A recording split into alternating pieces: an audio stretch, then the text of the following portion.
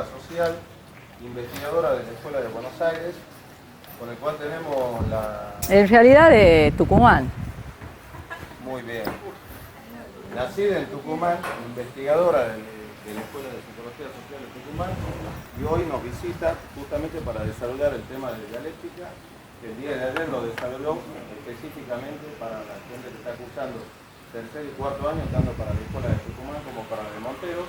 Y hoy vamos a abordar lo que corresponde al tema de dialéctica de la parte del primero y segundo año. Muy bien. Bueno, buenas tardes. Bueno, a pesar de que hay bastante luz, ven bien, ¿no? ¿Se ve? Bueno, ¿ustedes vieron ya dialéctica? Sí. Bueno. Primero, no. Bueno. Entonces, para los que ya vieron sería como un repaso, y para que los que no vieron trataríamos de ir despacito, pero igual no se inquieten porque lo van a ver el año que viene. Entonces esto es como un aperitivo. Nosotros tomamos la dialéctica materialista como el fundamento y el método de la psicología social, ¿no? Es decir, no lo tomamos por una cuestión, digamos así, de decisión de que nos parece muy interesante la dialéctica materialista, y al mismo tiempo ustedes van a ver ahora que Pichon-Rivière, que define, voy a mostrarles una serie de lugares donde él plantea que su método es el método dialéctico. ¿Y por qué? Pero como vamos a ver en el desarrollo de este tema, de esta primera parte, es decir, vamos a dividirlo de hoy en dos partes. La primera parte, los aspectos más generales de la dialéctica, y en la segunda parte, el método y la guía metodológica de análisis. Bueno, vamos a ver en el desarrollo ya de esta primera parte que no es una cuestión de elección de esta concepción dialéctica como se podría elegir cualquier otra, sino que tiene que ver con buscar una concepción que se corresponda con cómo es la realidad objetiva en general y cómo es en particular la realidad con la que nosotros vamos a trabajar como psicólogos sociales, ¿no? Es decir, tiene que ver con buscar una concepción y un método que nos facilite conocer y operar sobre la realidad. Bueno, acá yo seleccioné algunos de los lugares donde Pichon-Rivière plantea el tema de la dialéctica, ¿no? Él dice que, hablando de las técnicas del grupo operativo, de la técnica de grupo operativo, que es un texto del año 60, él dice que el análisis sistemático de las contradicciones, o sea, el análisis dialéctico, constituye una tarea esencial en el grupo. Después dice, el grupo debe configurar un ECRO de carácter dialéctico, el que los principios, como dice, las principales contradicciones referidas al campo de trabajo deben ser resueltas durante la tarea misma del grupo.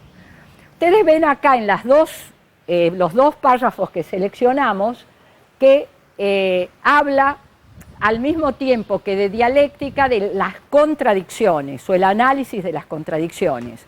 O sea que ya podemos ir reteniendo que lo fundamental del método dialéctico tiene que ver con poder analizar las contradicciones que se dan en el interior de cada proceso o de cada cosa. Después, cuando habla de su método terapéutico, ustedes saben que Pichon-Rivière fue, antes que nada, un gran terapeuta, primero desde la perspectiva del psicoanálisis, después supera el psicoanálisis para fundar esta concepción teórica que es la de la psicología social, donde hace una crítica muy profunda a la concepción psicoanalítica, ¿no? Entonces, él ya como terapeuta plantea que el análisis que propongo como método terapéutico podría definirse como análisis dialéctico, ya que consiste en la indagación sistemática de las contradicciones. Y sobre el criterio de salud y enfermedad dice, el sujeto es sano en tanto mantiene una relación dialéctica mutuamente transformante con su contexto vincular social, ¿no? O sea que ya introduce en lo que sería el criterio de salud esta cuestión de ser capaz de tener una relación dialéctica, mutuamente transformante, ¿no? Y va dando ya a su vez los elementos de por qué la necesidad de una comprensión dialéctica de los fenómenos, ¿no? Y después sobre la definición de conducta dice se trata de una totalidad en evolución dialéctica. Y acá hay otro texto de él, que es el último del año 72, que lo escribe con Ana Quiroga, se llama Aportaciones a una didáctica para la enseñanza, creo que dice de la psicología social. Él dice, este ecro y la didáctica que lo vehiculiza está fundado en el método dialéctico, ¿no? Cuando él habla de la didáctica, habla de dos aspectos de la didáctica. Por un lado, del grupo operativo, que él ya planteó que es tiene que funcionar teniendo en cuenta la dialéctica. Ahora después vamos a ver mejor qué quiere decir con esto, ¿no? Pero a la vez también habla del método dialéctico porque la didáctica nuestra está basada en el trabajo de los emergentes. O sea, que los docentes tenemos que trabajar a partir de los emergentes que surgen en el grupo, ¿no?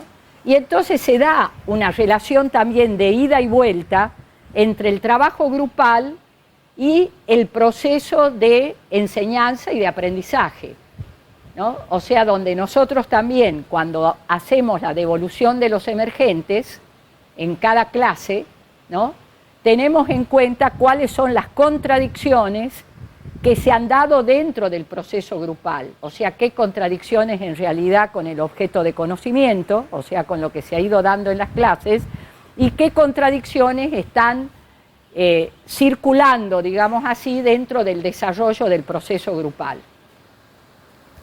Bueno, y después va a definir el método dialéctico diciendo que es aquel por el que se desarrolla la espiral del conocimiento.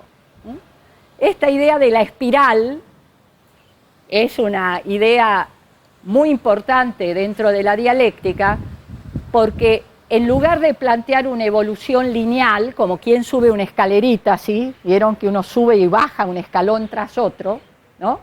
Eso no sería un avance dialéctico, sino mecánico, como es una escalera. En cambio, en la dialéctica, la espiral, ustedes tienen que imaginarse en el espacio como un resorte, ¿no?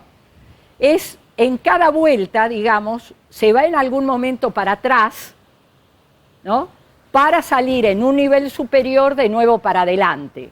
Y entonces, cuando uno llega más arriba, sabe que es un proceso donde no es solo avanzar, sino que todo desarrollo implica una relación entre avance y retroceso, entre acierto y error, pero que la resultante es un curso de desarrollo, o sea que se va llevando, si el desarrollo es un desarrollo, sería así, donde vamos bien, ¿no?, se va avanzando cada vez más, pero en un proceso que también a veces se dice que es en zigzag.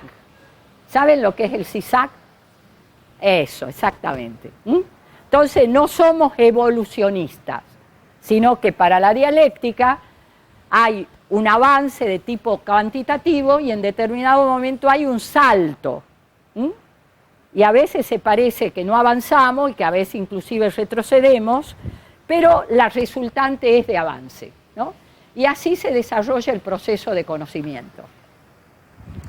Bueno, entonces dicen, esto de la espiral del conocimiento implica un tipo de análisis que a partir de los hechos fundamentales, de las relaciones cotidianas, devela los principios opuestos. Ahora vamos a ver que la dialéctica va a analizar los opuestos que se dan en una contradicción, ¿no? Las tendencias contradictorias que son la fuente configuradora de la dinámica de los procesos.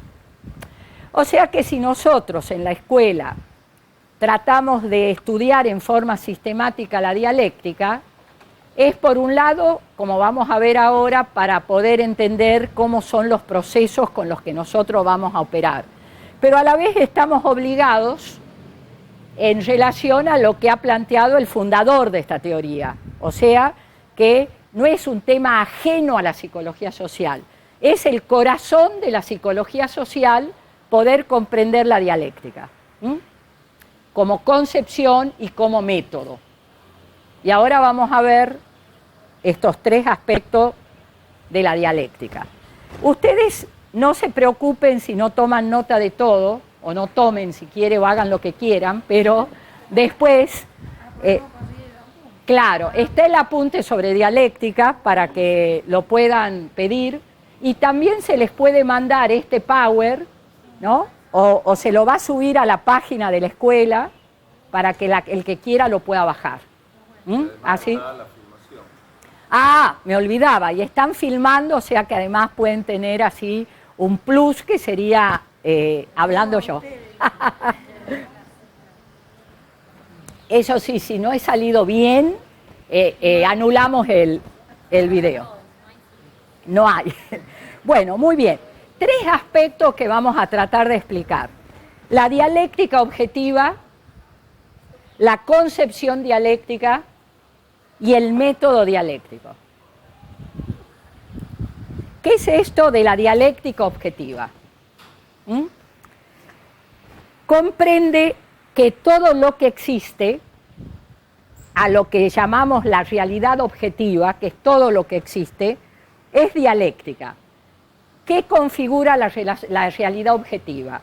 O sea, cuando hablamos de todo lo que existe, es la naturaleza, la sociedad y nosotros mismos, que no solo somos un organismo biológico y social, sino que además tenemos pensamiento, psiquismo y demás, que también funciona dialécticamente, ¿no?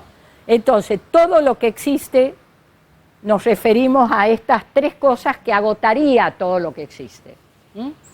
Y entonces, hablamos de una dialéctica objetiva porque partimos de que esa realidad, tanto la naturaleza como la sociedad, es dialéctica. Y ahora vamos a ver qué queremos decir que la realidad objetiva es dialéctica. ¿Qué quiere decir? Quiere decir que todo lo que existe, existe como un proceso. Esta idea de proceso es clave dentro de la concepción dialéctica, porque un proceso tiene movimiento, ¿no? Tiene cambio, tiene desarrollo, pero a la vez tiene que ver, digamos, el proceso con los cambios que se dan en el interior de esa cosa, ¿no? Es decir, cuando hablamos, por ejemplo, de un proceso en el organismo, ¿no? Sea el de la salud o el de la enfermedad, tiene que ver con una cantidad de cambios, para bien o para mal, digamos así, que se producen en el interior de nosotros, donde desde ya juegan elementos externos, como vamos a ver, pero eso actúa a través de cada uno. Por eso es que en una misma situación algunos se resfrían y otros no. Y uno dice, bueno, a mí me hizo mal el aire acondicionado. Y otro dice, ¿cómo va a ser el aire acondicionado si a mí no me hizo nada? Pero bueno, porque uno es uno y el otro es otro, ¿no? Entonces, lo externo actúa a través de lo interno. Y eso es la idea de proceso. Vamos a ver qué más elementos hay. El proceso está en permanente movimiento y cambio, o sea que tiene un desarrollo. Ya la idea de desarrollo a ustedes le está dando la idea de algo que ¿qué? ¿Está en el mismo lugar? No. ¿Qué? Que avanza, exacto. No solo cambia, sino que no es que cambia de lugar y vuelve al mismo lugar, que sería un movimiento, no, sino que hay un avance, es decir, hay un desarrollo, hay un cambio dentro de eso, pero a través de lo interno, como va a decir acá, o sea que ese cambio tiene que ver con contradicciones internas, que es la fuente principal o causa principal del desarrollo. Por eso hablamos de un automovimiento, ¿no? Es decir, si nosotros pensamos en nuestro organismo, la sangre circula, esto lo digo siempre, o sea que lo van a ver repetido en los videos, pero circula no porque hay alguien que bombea afuera, ¿no? Sino porque tenemos una bomba adentro, que es ¿cuál? el corazón, ¿no?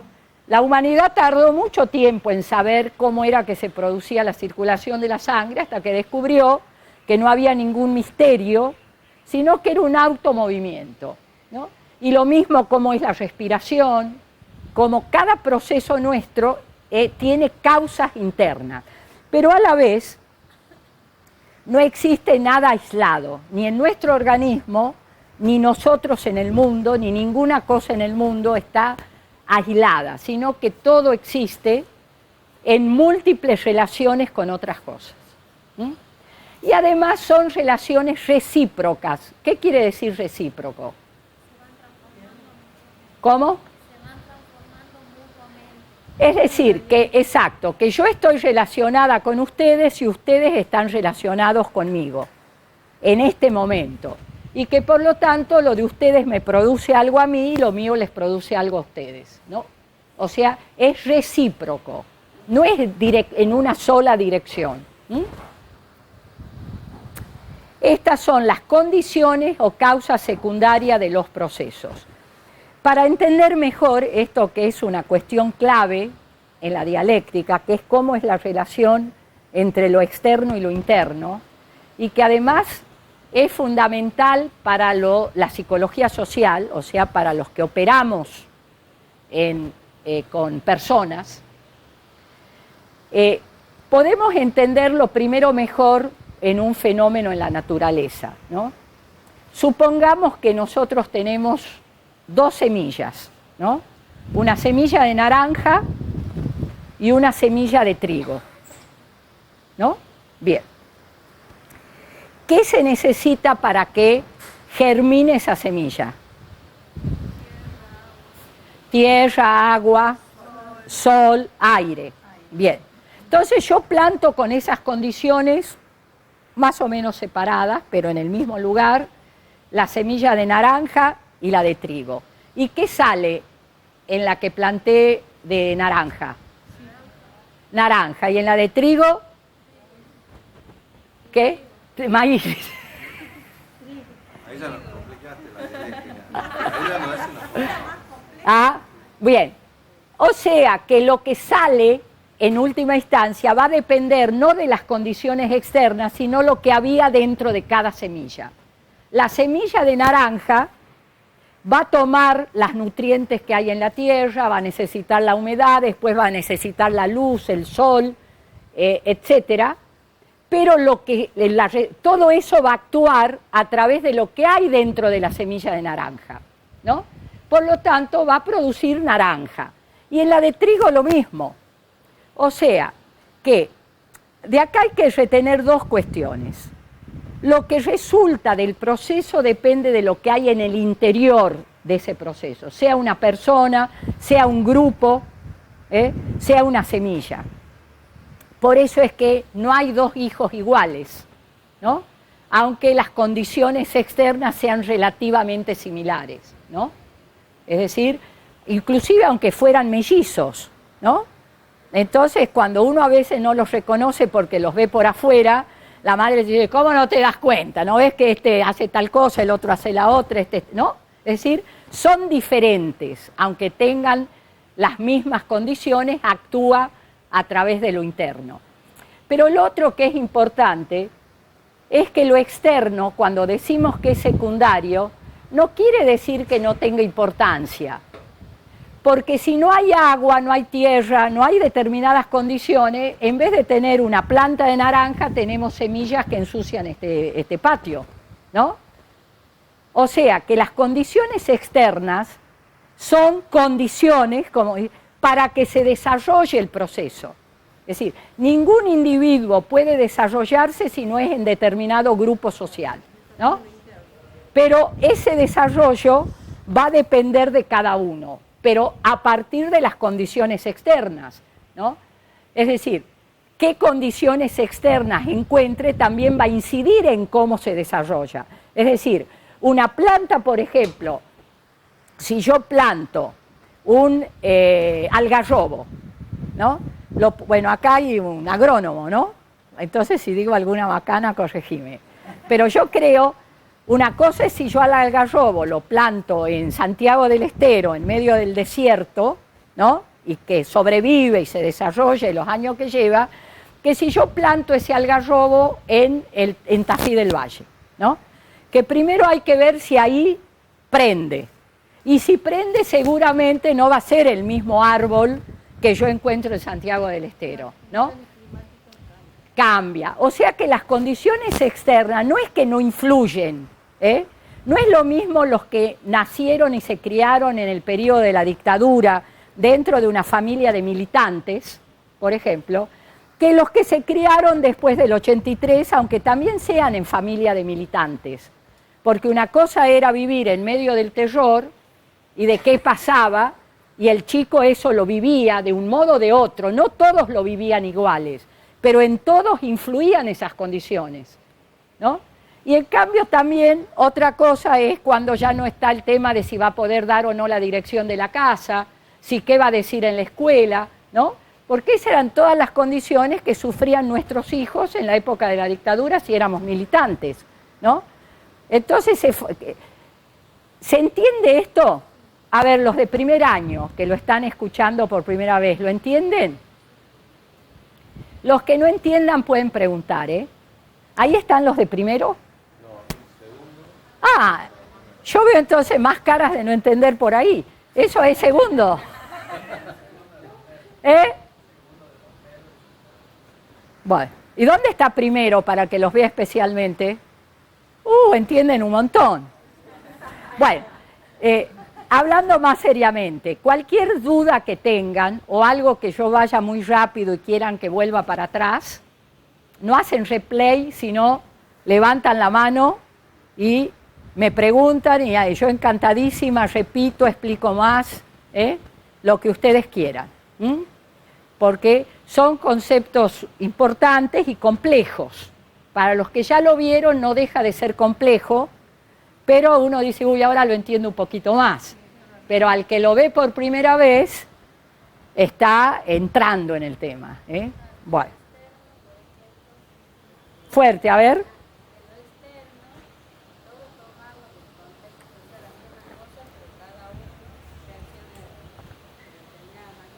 Exactamente, eso quiere decir. O sea que nosotros, que somos psicólogos sociales, tenemos una gran preocupación por analizar el contexto social, la realidad social, pero lo hacemos como psicólogos, preocupados por qué pasa en cada sujeto a partir de eso externo. No somos sociólogos, ¿no? ¿Sí? Somos psicólogos sociales, ¿no? Entonces tenemos en cuenta que hay una relación dialéctica entre el individuo y el grupo, entre el individuo y la familia, entre la familia y la sociedad. Y entonces vemos cómo actúa ese contexto. Pero lo vemos a partir de cómo lo afecta a ese sujeto o a ese grupo en el que yo estoy trabajando. Ese sería el tema. A diferencia del ejemplo con las plantas, con las semillas, en el caso del ser humano, también hay factores externos, pero que no siempre son los mismos como si son en el caso de las semillas. No, tampoco en las semillas son los mismos, porque puede tener distintas condiciones climáticas, ¿no? Pero que requiere el agua, el aire, la tierra, Sí. y el sol, eso no varía. Bueno, acá hay un agrónomo, algo varía, hay plantas que necesitan más un tipo de minerales, otros necesitan otras cosas, ¿no? Y visto en general, tampoco varía en el ser humano. Todos necesitamos, visto más en general, lo mismo. En primer lugar, necesitamos, ¿qué cosa? A ver. Bueno, pero socialmente, ¿qué necesitamos primordialmente todos? El vínculo, muy bien. Si no hay el vínculo con otro ser humano, no hay desarrollo posible de ningún sujeto. Se muere. Pero se muere no solo porque no recibe alimentos. Aunque le diéramos alimentos, y eso se ha probado en los casos de hospitalismo, que así se llama, cuando no hay un vínculo afectivo, cuando no hay calor humano del que sea, no hay ese vínculo, ese protovínculo, que algunos ya lo deben haber estudiado, no hay posibilidad de desarrollo de un psiquismo humano, ¿no? Entonces, por ejemplo, eso los necesitamos todos. Sería como todo vegetal necesita la tierra, salvo que sea aéreo, ¿no? También hay vegetales aéreos, ¿no? ¿Qué? Yo creo que tu pregunta iba dirigida a lo que las oportunidades que tiene cada sujeto. Sí, un poco tal vez tiene que ver con eso. Yo creo que se refiere a las oportunidades que tiene. Con las condiciones concretas, tal vez. Creo que no todos tomamos lo mismo de esa realidad. No, no nacemos en las mismas circunstancias. Por eso yo daba el ejemplo para hablar en general de un periodo histórico y de otro, por ejemplo, y de un tipo de familia y de otra, ¿no?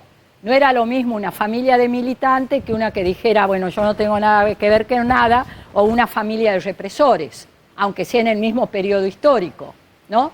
Pero de todos modos, las circunstancias tienen mucha importancia también en la naturaleza, lo externo, pero actúa a través de lo interno. Es decir, si hay una helada, ¿no? Por muy linda que estaba floreciendo los duraznos, como ha pasado ahora en el valle, ¿no? Se heló todo y no va a haber durazno, por ejemplo. O va a haber muy poco durazno. El tomate, además de por la inflación, está a 40 pesos el kilo porque hubo una helada, ¿no? Entonces, lo externo no es lo mismo en la naturaleza, es real. Pero la relación en que todo lo externo actúa a través de lo interno es similar. Esto es importante porque hay a veces un equívoco respecto, por ejemplo, a la concepción, digamos, del materialismo histórico, ¿no? Que creen que parte de que todo lo define las condiciones externas, sociales, ¿no? Y en realidad Marx, que es el fundador, digamos, del materialismo histórico y del materialismo dialéctico junto con Engels, cuando rompe con el materialismo mecanicista, que es el que decía, denme un chico y haré de él lo que quiera, ¿no? Y si determinadas condiciones externas va a salir tal sujeto y otras condiciones externas sale otro, ¿no? Entonces Marx escribe un párrafo que se conoce como tesis, que dice lo siguiente: la idea de que los sujetos sociales dependen de las circunstancias que encuentran, no tienen en cuenta que son los propios sujetos los que generan las circunstancias. Por lo tanto, dice, esta idea de cambiar las circunstancias desde afuera, quiere decir, no tiene en cuenta entonces que quién va a estar por afuera para crear esa circunstancia, fuera de lo social, dice. Entonces, esta idea, dice Marx, encierra la idea que va a haber un educador que si educa de alguna manera va a educar otros sujetos. Pero ¿quién educa al educador? ¿No? Entonces, ¿él a qué conclusión va a llegar? Que nosotros somos producidos y productores de las circunstancias. ¿Qué es lo que decimos en psicología social? Nosotros somos producto de las circunstancias, pero también producimos las circunstancias, porque si no, no podríamos cambiar la sociedad. Si todos nacemos en estas circunstancias, ¿cómo es que las cambiamos? Y esa es la contradicción generando el sujeto, ¿no? Exactamente, porque además en toda cosa hay contradicciones y en la sociedad también. Entonces, a partir de esas contradicciones es posible cambiar la propia sociedad.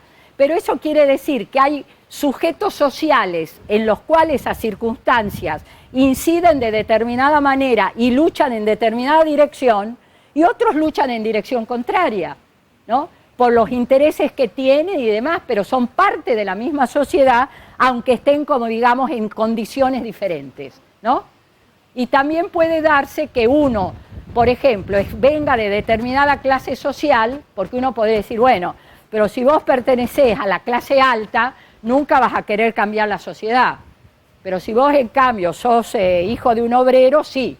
Y en realidad, aunque eso es lo más común, digamos, y lo más general, se da también lo contrario.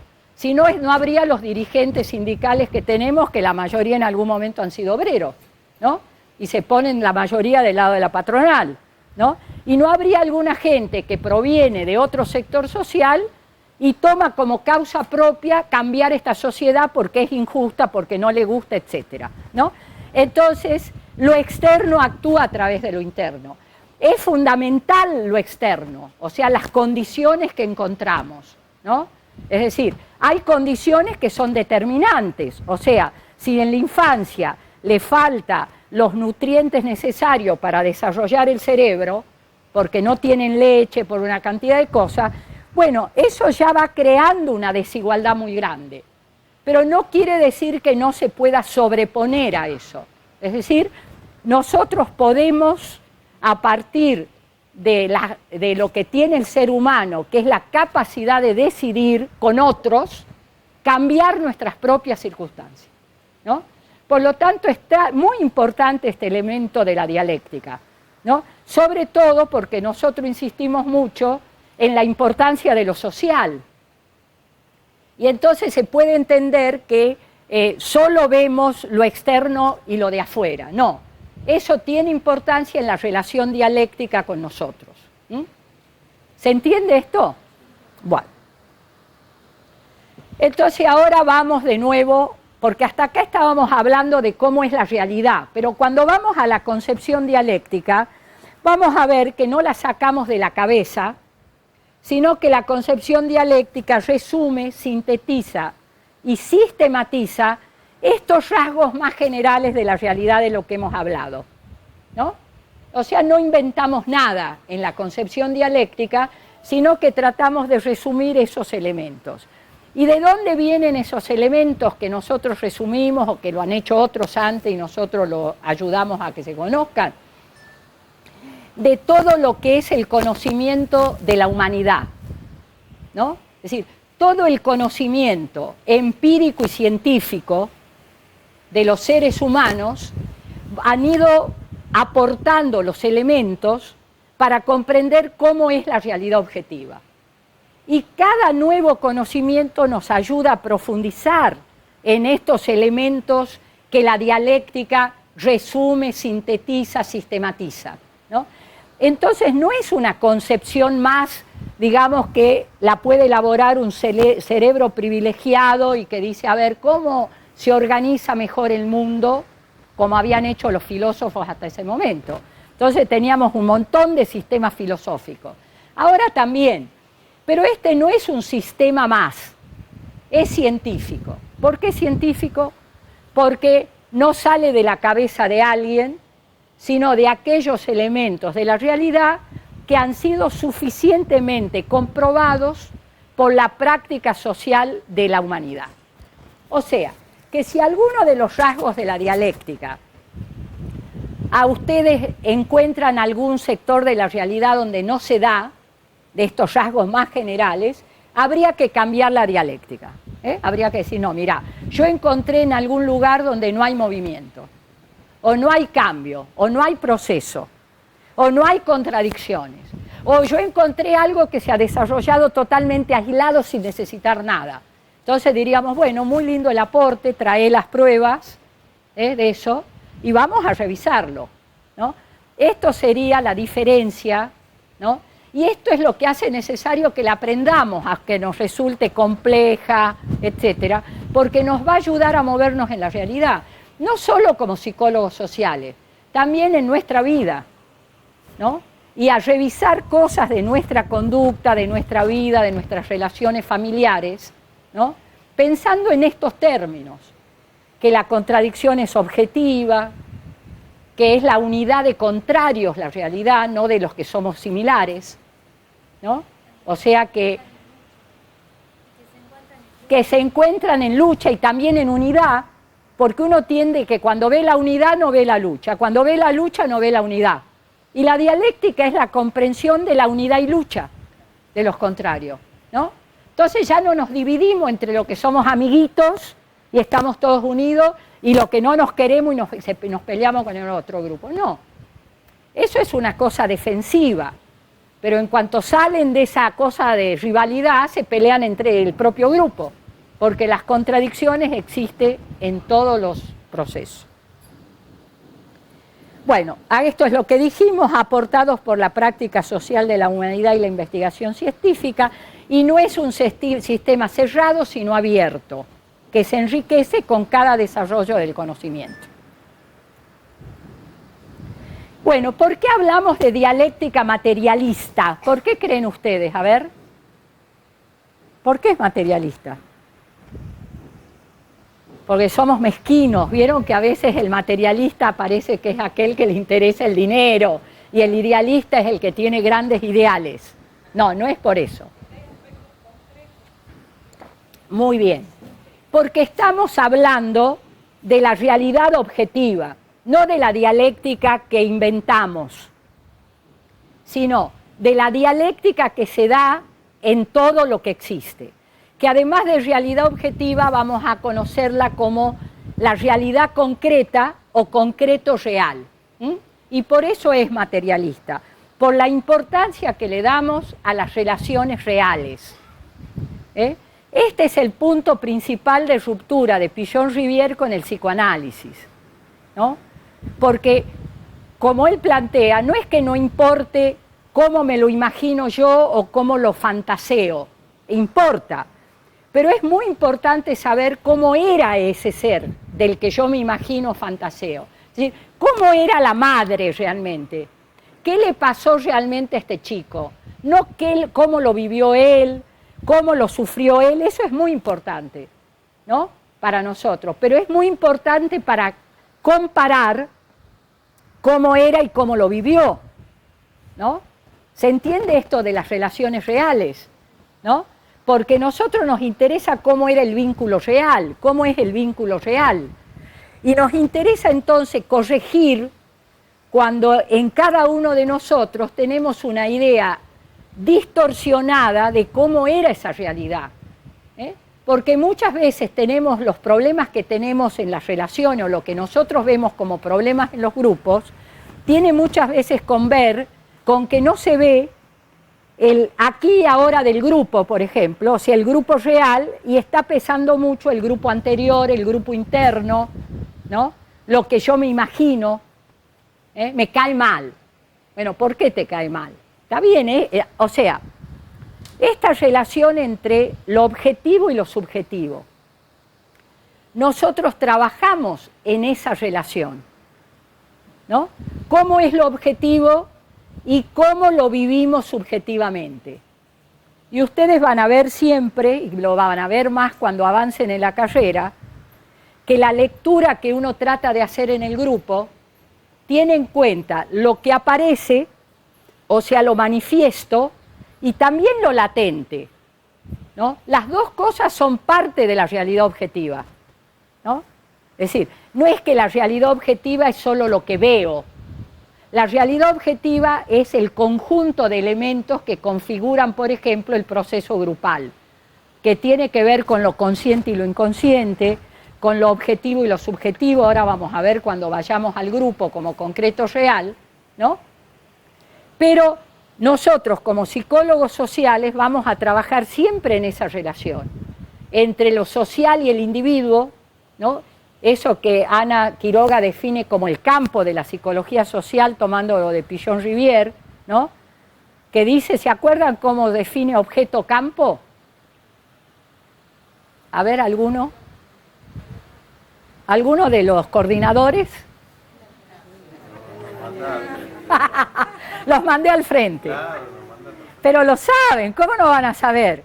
Es la relación compleja y fundante entre el orden sociohistórico y los procesos subjetivos. Ese es el campo objeto de la psicología social. La relación dialéctica entre el orden social histórico y los procesos subjetivos. Y todas las mediaciones, como dice, o sea, todos los nexos que se dan o mediaciones en esa relación. Eso es el campo de la psicología social. ¿Vieron que lo sabían o no? No lo sabían. ¿No lo sabían? Bueno. Entonces, ¿por qué materialista? Porque remite a la importancia del objetivo, de aquello que existe independientemente del sujeto. Acá hay otro embrollo, ¿verdad? Porque el tema es que nosotros como sujeto conocemos una realidad que es diferente a nosotros, que es independientemente de cómo nosotros la vemos, la conocemos, nos guste o no nos guste. Pero a la vez tenemos que poder conocerla, ¿no? Entonces, lo objetivo en relación a lo subjetivo, pero a su vez la realidad objetiva es independiente del sujeto que conoce. ¿Esto se entiende? El grupo existe independientemente de que haya un coordinador que venga y conozca ese grupo. Es decir, ¿puede no venir ese día el coordinador y el grupo sigue existiendo? Sí. Bien. ¿No? Ustedes pueden no haber conocido, por ejemplo, partiendo, por ejemplo, yo no conozco Rusia, ¿no? No sé si la conoceré algún día, pero Rusia existe independientemente de mí. Lógicamente, si yo voy a Rusia, me voy a pasar cosas a mí más que a Rusia. Bueno, también si hago algo así muy estrambótico en Rusia, les va a pasar a Rusia, ¿no? Pero existe independientemente del sujeto. Pero no existiría independientemente de la condición del sujeto sobre esa realidad, porque el sujeto, independientemente del sujeto, creo que venimos estudiando que no es, o sea, la realidad no es independiente del sujeto, sino que el sujeto que pertenece a parte de esa realidad la produce. Entonces, si el sujeto no estaría, si fuera independiente de la realidad, por ejemplo, estaría lo mismo que el sujeto estaría o no estaría. Si el sujeto no estaría, sería una realidad completamente diferente. Bueno, cambiaría la realidad, pero no es que te depende de que el sujeto la conozca o no. Es decir, vos, claro, es independiente del sujeto que conoce. Es decir, vos podrías no estar acá, o no existir, bueno, ¿no? Pero seguiría existiendo. Ahora, es muy importante que estés, sería, ¿no? Ahora, hace falta siempre para conocer un sujeto que conozca, pero no para que la realidad exista. Obviamente la realidad social la constituimos los sujetos, por lo tanto no se puede hablar de una realidad social sin sujeto. Pero hay una realidad social, por ejemplo, que es de determinada manera antes de que los sujetos conocieran cómo era y la vivían. Es decir, antes de que se entendiera, por ejemplo, que había clases sociales, pero tuvo que desarrollarse determinado proceso de conocimiento para que uno entendiera que ahí había clases sociales, pero existían las clases sociales. Aparte, como sujeto, nunca voy a llegar a conocer toda la realidad. Exactamente. A su vez, el conocimiento nunca agota la realidad. Por eso es que es un proceso siempre inacabado. También va cambiando la realidad, exactamente. Y la realidad social cambia con nosotros adentro de eso. Entonces, una cosa es que nosotros producimos esa realidad y otra cosa es si depende de que la conozcamos o no para que exista. Esto tiene mucha importancia porque hay ideas dominantes de que los sujetos construimos la realidad, o construimos la realidad social como construcción objetiva, ¿no? En el proceso de conocimiento. Y esto no es así, ¿no? Hay quiero decir, toda una corriente dentro del posmodernismo y el constructivismo que plantea que toda la realidad objetiva es construcción del sujeto, ¿no? Y que, ¿cómo? Construye, por ejemplo, esta casa la construyeron sujetos, ¿no? O sea, los hombres construimos el mundo material y simbólico y las mujeres que nos alberga. Pero existe independiente de nosotros una vez que lo construimos inclusive, ¿no? Entonces es como es. Ahora, también como es tiene que ver con lo que yo lo construyo materialmente, pero no lo construyo con mi cabeza y con mi posibilidad de conocerlo. Lo construyo materialmente, pero no en el proceso de conocimiento. Por lo tanto, la realidad objetiva es independiente del sujeto que conoce, aunque ese propio sujeto haya producido esa realidad objetiva.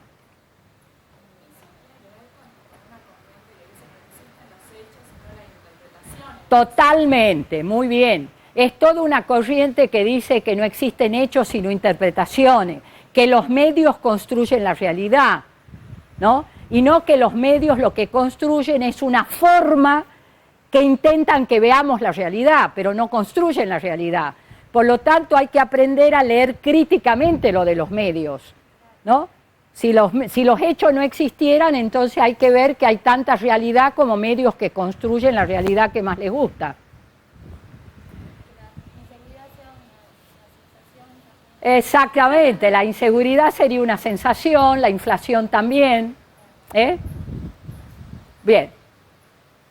Bueno, esto lo pueden seguir discutiendo, es una larguísima discusión filosófica. O sea, pero para nosotros en la psicología social partimos de que hay una realidad objetiva y que la podemos conocer, y por eso, por ejemplo, existe el rol del observador. Porque ¿para qué va a haber un observador que trata de anotar lo que pasa en el grupo y después lo ve con el coordinador? Si no existe, sino que la construye cada uno, ¿no? O sea, algo pasa en ese grupo que lo están produciendo los sujetos, pero una cosa es los sujetos que integran el grupo y otra el coordinador y el observador que trata de conocer qué pasa. Y lo que pasa es independientemente de que el coordinador acierte o no en ver lo que pasa. ¿Se entiende esto? Bueno, es muy importante. Bueno, el objetivo es como es, independiente de que lo conozcamos o no, que nos guste o no, hacia el carácter materialista de esta dialéctica, y existe también una dialéctica idealista y una concepción idealista, que sería esta que hablábamos antes, que no hay un mundo objetivo independiente de nosotros, y de que lo conozcamos o no, ¿no? Del sujeto que conoce, sino que directamente no habría nada fuera del sujeto. Esta es una concepción muy en boga idealista, ¿no? No hay nada fuera. ¿Cómo puedo saber que hay algo fuera del sujeto? ¿No? Algunos dicen, por ejemplo, dicen, no crean que son cualquiera, son grandes científicos y filósofos los que dicen estas cosas. Entonces, por ejemplo, dicen, bueno, ¿ustedes creen que esa planta seguiría existiendo si nosotros no estuviéramos acá? Bueno, uno diría sí, me parece que sí. Bueno, pero si ustedes salen de acá, todos, salimos todos, ¿qué prueba hay de que la planta siga existiendo? Ah, pero tal vez la filmaste y es un espejismo, porque también se puede hacer una construcción fílmica. ¿Cómo puedo saber yo? Para saber tengo que volver y mirarla. Ah, entonces si no hay alguien que la mira, no existe la planta. Bueno, así razonan los constructivistas, los subjetivistas, los idealistas. Como decía, no se puede demostrar fuera del sujeto que la planta existe, ¿no? Bueno, yo creo que nosotros por suerte no pensamos así, sabemos que vamos a volver mañana y salvo que haya una catástrofe, por suerte va a estar ese jazmín, ¿no? Bueno. Los constructivistas. Así piensan los constructivistas. Sobre todo algunos radicales dicen que directamente no existe, no radicales de política, constructivistas radicales. Bueno, y entonces el concreto real o realidad objetiva tiene estas características. Vamos a ver qué hora es. No veo nada. 8:30. Ah, estamos buenísimos. ¿O a qué hora van a hacer un corte? Ahora. ¿Ahora? Bueno, es unidad de múltiples elementos. Sí, a la hora y 5, hora y 10 corto para ir al otro. Internamente articulados, en permanente movimiento y cambio, bueno, todo esto que dijimos, ¿no? O sea que la realidad objetiva, y acá agregamos algo, es único e irrepetible. No hay dos cosas iguales, no hay dos grupos iguales, no hay dos personas iguales, no hay dos instituciones iguales. Por lo tanto, la teoría es muy importante, pero la teoría vinculada a la práctica concreta, ¿no? Es de la práctica concreta de donde surge la teoría y a su vez la teoría alumbra la práctica, pero no puedo conocer si no voy a conocer cada nueva realidad concreta. Bueno, y ustedes ya han visto lo que es el grupo como definición, los de primero, ¿sí? Entonces los de segundo también. Bueno, a ver, digan, antes que yo, ¿cómo es esta unidad de múltiples elementos? ¿Cuáles son dentro del grupo los múltiples elementos? Sujetos, pero ¿cómo dice Pichon Rivière? ¿Es un conjunto de qué? de personas que comparten, a ver, ¿qué más? Articulados, ¿vieron? Es decir, hay una articulación que son las contradicciones, que son, ¿cuáles son las dos cosas que articulan al grupo? Muy bien, ¿y qué más? Y la tarea, muy bien. ¿Ah? Además hay proceso de comunicación y aprendizaje, adjudicación y asunción de roles.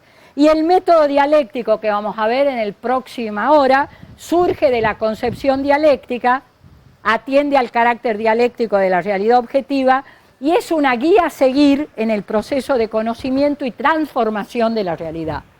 Por eso nosotros hemos dado ayer el método de análisis y de intervención. Acá vamos a dar solo el de análisis y el año que viene van a ver la intervención, pero si aprenden ahora el método dialéctico de análisis, van a estar muchísimo mejor para ir a la intervención como psicólogo.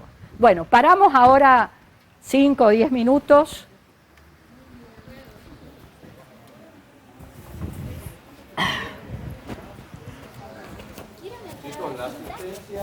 No, quiero agua. ¿Esto es agua? Querría agua. ¿Me perdonas? Quiero agua, agua fría. ¿Está fría? Voy a buscar de la heladera, gracias. ¿Qué?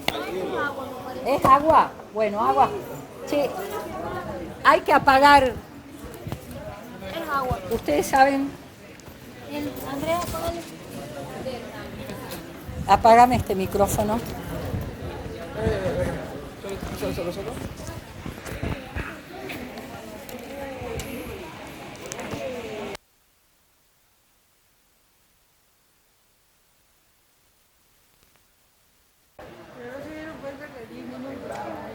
Sí. Adelante, que empezamos. Bueno, el método dialéctico. Como hemos dicho al final del ratito anterior, de todos los elementos que hemos visto en la concepción dialéctica, podemos sacar una guía para que nos ayude a ver cómo hacemos para comenzar a analizar ese concreto real o realidad concreta, ¿no? Y como toda guía metodológica hay que tomarlo como una guía, no como una receta. Tampoco son pasos, ustedes van a ver que yo voy a enumerar, creo que son 7 elementos, pero no es que tienen un orden sucesivo, sino que hay que tener en cuenta en todos los momentos del proceso de conocimiento cada uno de estos elementos. Ahora vamos a ver por qué. Bueno, aspectos de la guía metodológica.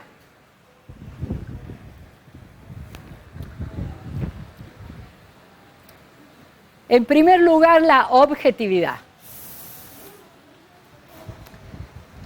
El segundo elemento que vamos a analizar es el análisis de las contradicciones, que sería todo. Ustedes ahora acuérdense lo que decía Pillon, el método dialéctico o el del análisis de las contradicciones.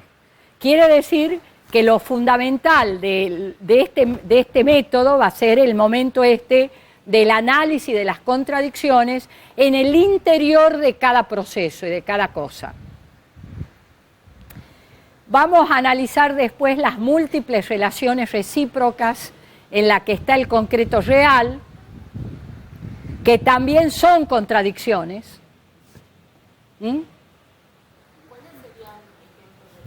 Ahora vamos a ver punto por punto, pero, por ejemplo, las relaciones que hay entre cada integrante del grupo hay que analizarla en cada vínculo, y también ese grupo con otros grupos. Es decir, ¿qué relación guarda, por ejemplo, los 2 grupos que están en primer año de la escuela? O no sé cuántos hay en primer año. 2. Bien. ¿Qué relación tiene el grupo con la institución?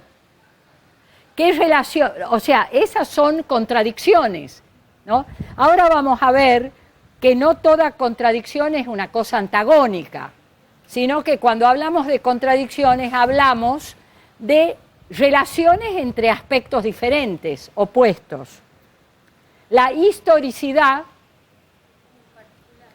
que vamos a ver, ¿verdad?, de cada proceso, o sea, todas las cosas dijimos que están en desarrollo, por lo tanto tienen una historia. Cuando nosotros la analizamos, que sería en el aquí y ahora de la situación, tenemos que preguntarnos de dónde viene esto y a dónde va, ¿no? Ahora vamos a verlo después, pero eso es la historicidad.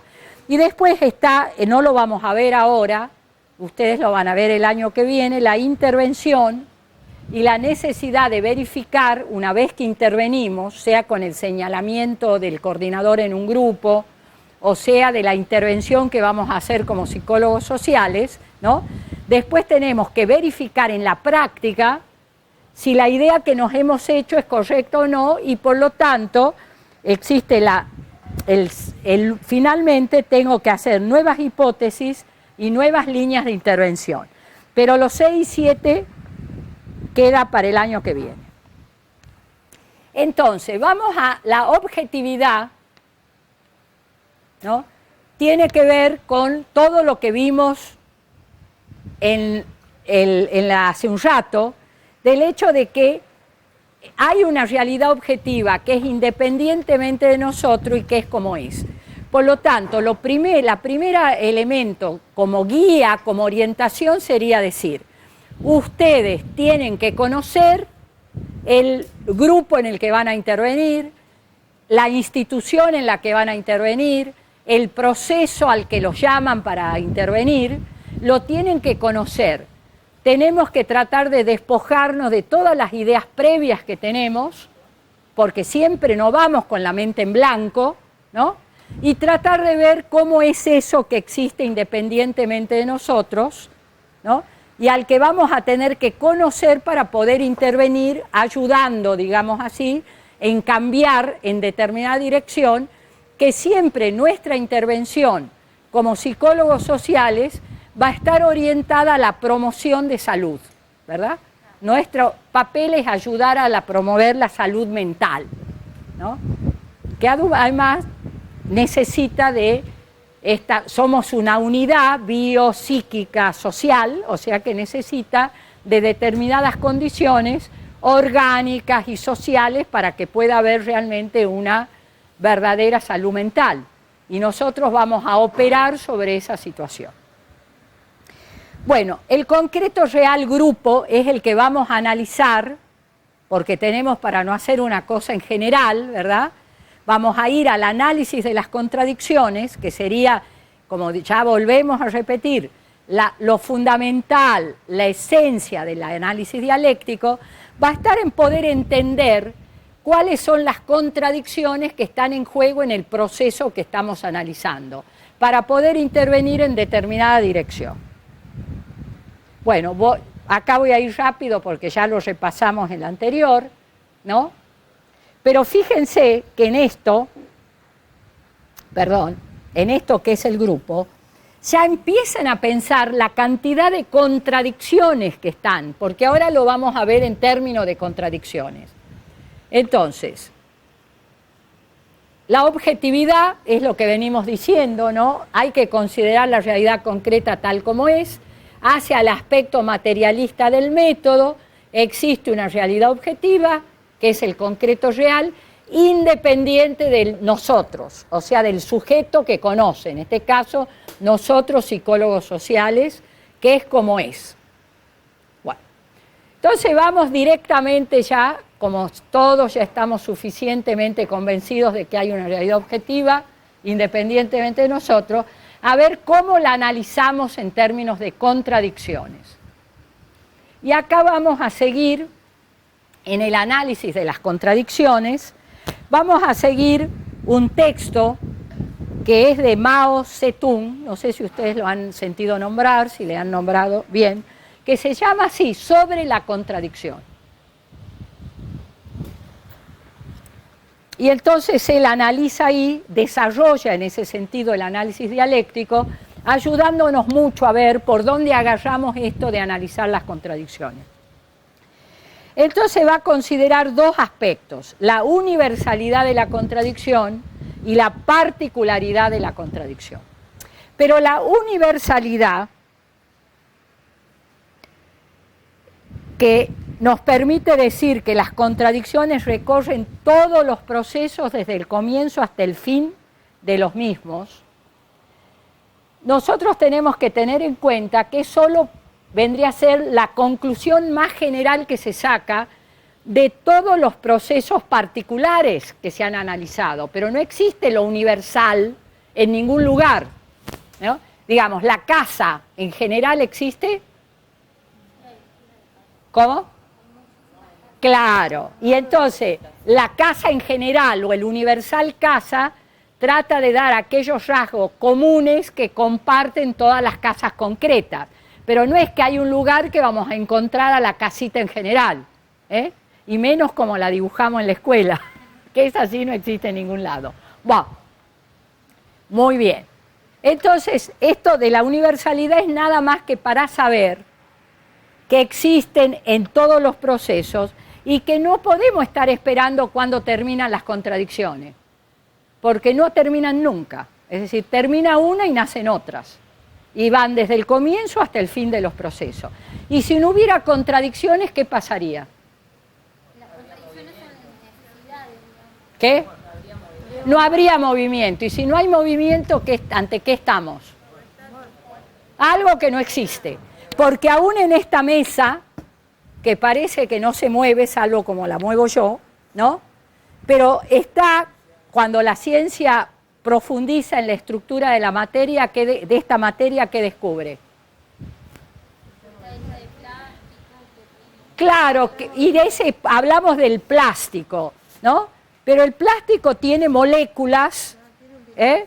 Y las moléculas tienen átomos, y los átomos tienen núcleo y electrones que están en permanente movimiento.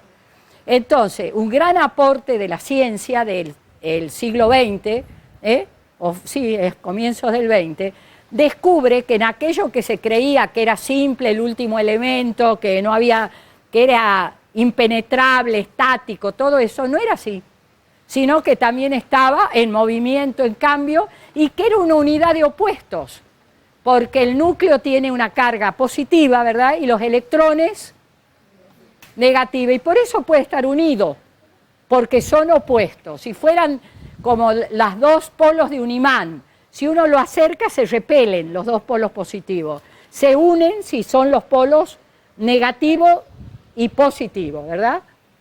O sea, ¿cómo? Exactamente, se repele cuando es del mismo polo. Muy bien. O sea que aún en lo más simple está lo complejo, y aún en lo que parece más estático hay movimiento.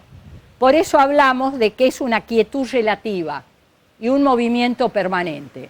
Y mucho más en todas las cuestiones más complejas, que hay múltiples contradicciones y están en permanente movimiento y cambio visible. Muy bien.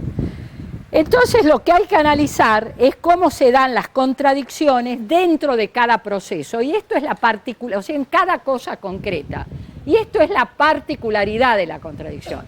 Por eso decimos, hay que analizar en particular, porque en general uno no analiza, en general habla. Uno puede decir, y sí, los grupos, no, pero decime cómo es en concreto. Entonces tengo que analizarlo, tengo que estudiarlo, ¿no? En concreto. Bueno, en la particularidad de la contradicción vamos a ver 6 cuestiones. La primera es que toda contradicción tiene 2 polos o aspectos. Esto también va a subirse a la página de la escuela, lo van a tener filmado, así que no se preocupen, capaz que ya algunos lo saben. La segunda cuestión es que toda contradicción tiene un aspecto principal y un aspecto secundario, que ahora vamos a ver qué es, Ahora estoy enunciando nada más. La otra cuestión es la identidad de la contradicción, que vamos a ver de qué se trata. La otra es que en todo proceso complejo hay múltiples contradicciones y siempre una de ellas es la principal. Y las otras son secundarias en relación a esa que es principal, ¿no? Por lo tanto, en cada momento del proceso grupal es importante poder detectar cuál es la contradicción principal que necesita resolver ese grupo, ¿no? Si logra resolverla, sigue el desarrollo. Si se para en esa, es cuando el grupo, decimos, está en pretarea, no puede salir, da vueltas, porque no logramos ver qué lo está trabando, cuál es la contradicción principal que no logramos nosotros, además que estamos interviniendo, ni logra el propio grupo superarla. Cuando se supera una contradicción, surgen otras, ¿no?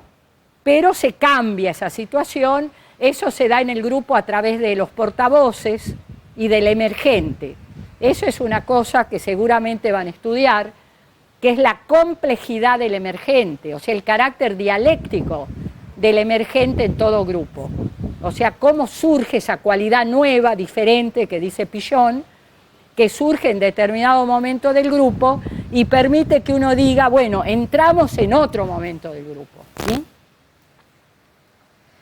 La quinta cuestión es las etapas del desarrollo de la contradicción y la última es el antagonismo de la contradicción. Vamos a explicar cada una. Polos o aspectos. Toda contradicción consta de dos polos o aspectos. Por ejemplo, salud e enfermedad, ¿no? Nosotros hemos aprendido acá que nadie es solo sano ni solo enfermo, ¿verdad? Todos tenemos elementos sanos y elementos enfermos. Cuando estamos sanos, quiere decir que predominan los elementos sanos sobre los enfermos, ¿no? Pero siempre hay algunos procesos que la tenemos todos, no es para entrar a perseguirnos, pero que si se desarrollaran, ¿no? Por ejemplo, microbios tenemos todos, gérmenes tenemos todos. Cuando se pone, por ejemplo, la vacuna de la tuberculosis para el bacilo de Koch, ¿no? Uno ve que prende la vacuna, quiere decir que tenemos el bacilo, nada más que no estamos enfermos, ¿no? Hacemos una reacción que a su vez nos va a inmunizar en relación a la enfermedad. Pero entonces quiere decir que portamos elementos de posibles enfermedades, además podemos estar anémicos o bueno, todo, muy cansados, por ejemplo, como nos pasa bastante a esta altura del año, ¿no? Entonces, salud y enfermedad es una unidad de contrarios. Esto es muy hermoso, sobre todo cuando uno se siente enfermo, ¿no? Cuando está sano no es tan lindo, pero cuando uno se siente enfermo es bueno saber que se puede curar. ¿Por qué? Porque tenemos elementos en que se pueden apoyar los que nos ayuden a curarnos, sea un remedio, sea el tratamiento, sea una intervención psicológica. Pero acá de nuevo lo externo va a actuar a través de lo interno, ¿eh? No se olviden nunca de eso. Por eso es que ante un mismo tratamiento hay reacciones diferentes. Bueno, en la contradicción particular del proceso grupal podemos hablar que para que haya un grupo, digamos, ¿qué hay en un conjunto de personas antes de que se constituyan como grupo? ¿Cómo la llamamos? Serie, muy bien. En una serie todavía no hay integración, hay elementos, cada uno está sentado al lado del otro, pero no hay interacción, no hay vínculo. También en un grupo al comienzo hay elementos que ya nos podemos dar de integración, pero todavía hay muchos elementos que no nos conocemos. Es decir, sabemos que hemos venido todos porque queremos estudiar psicología social, ¿no? Entonces, al comienzo de un proceso grupal, aunque estemos en la escuela, el grupo es más una serie que un grupo.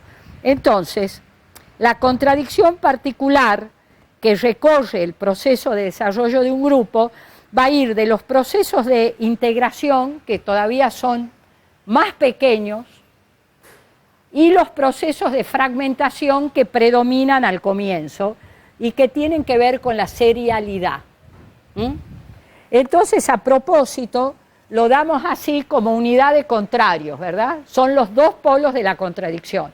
Uno es más gordo que el otro, porque tiene más peso. Ahora vamos a ver enseguidita qué quiere decir eso. Bueno, acá están las múltiples contradicciones que se dan dentro del proceso grupal. Las pueden leer, a ver, ¿qué es lo primero?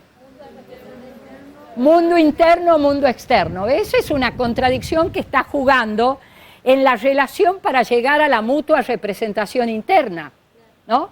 O sea, cómo lo que yo tengo en mi mundo interno, y ya empiezo a ver de los que están ahí, voy constatándolo con esa realidad externa hasta que va coincidiendo más lo que yo tengo como representación del grupo, ¿no? O sea, el mundo es externo en el que estoy, ¿no? En relación a mi mundo interno.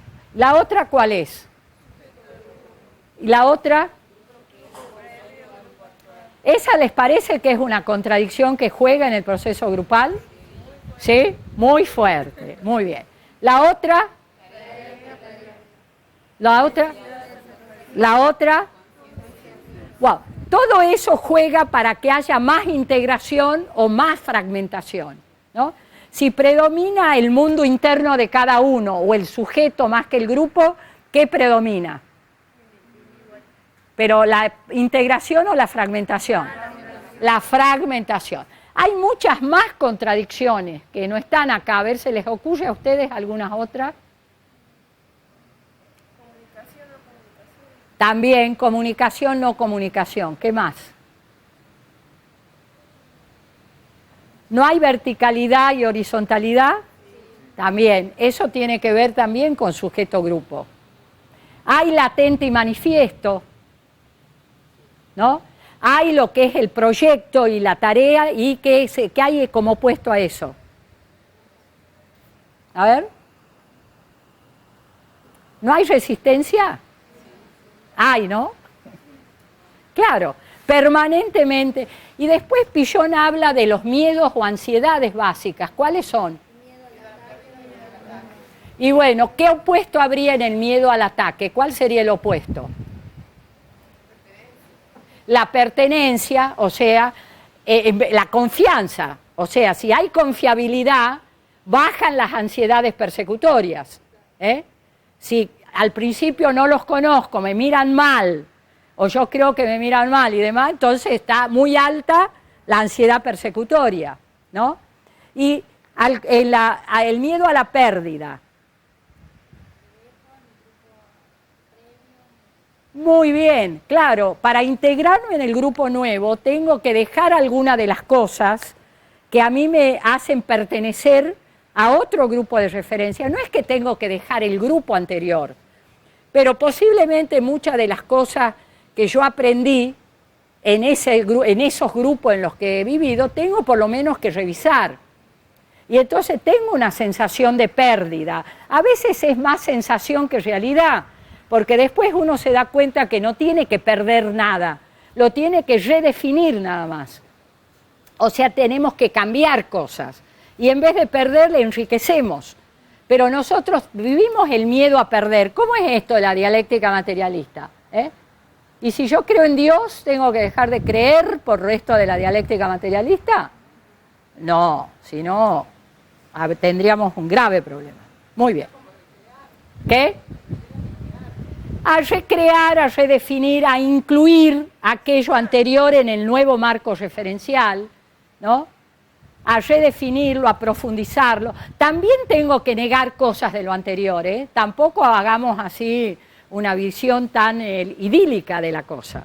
Algunas de las cosas, por ejemplo, muchos de nosotros seguimos teniendo la idea de que ¿cómo es esto que todo cambia? Si yo las cosas buenas que tengo, querría que no cambien nunca.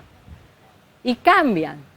Entonces eso es una pérdida importante en la idea que uno tiene de las cosas.